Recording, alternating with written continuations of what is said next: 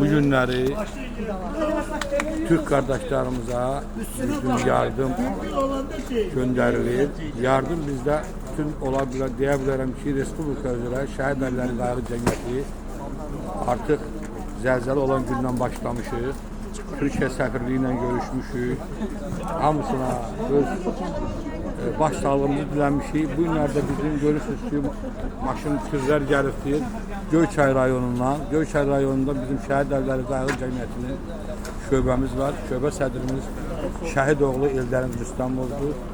Oradan şəhid ailələri, Göyçay cəmaatı, Göyçay deməliydim ki, mən pis oldum ki, yəni bütün daxil işlər orqanlarının işçiləri, YTX işçiləri hamısı yardımlar göndərirlər.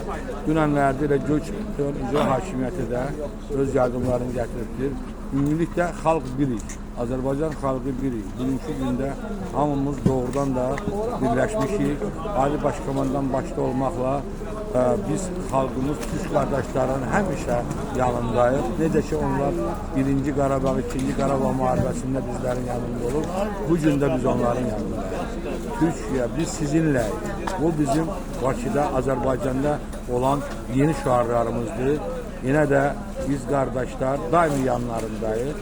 Sağ olsun yenə bu da təkləri ilə Göyçay cəmaatı, Göyçay şəhid ailələri, Göyçay şəhid ailələri qayğı cəmiyyətinin sədri, hansı ki Göyçayı bu günləri doğrudan da qayğı cəmiyyətinin sədri şəhid oğludur.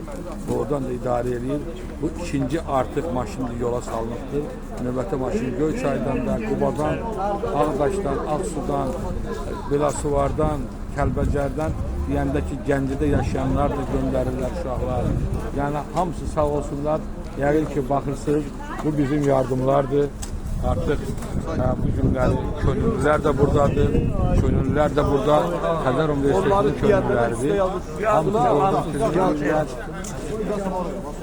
Mən nə deyə bilərəm? Onu deyə bilərəm ki, Allah bu bəladan bizim Türk qardaşlarımızı qutarsın. Allah bu bəlanı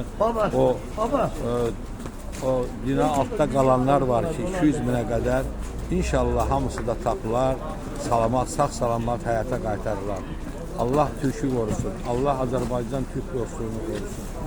Allah bizim qardaşımız var. Həmzə qardaşımız. O da Göyçaydan gəlibdir. Yəni həmişə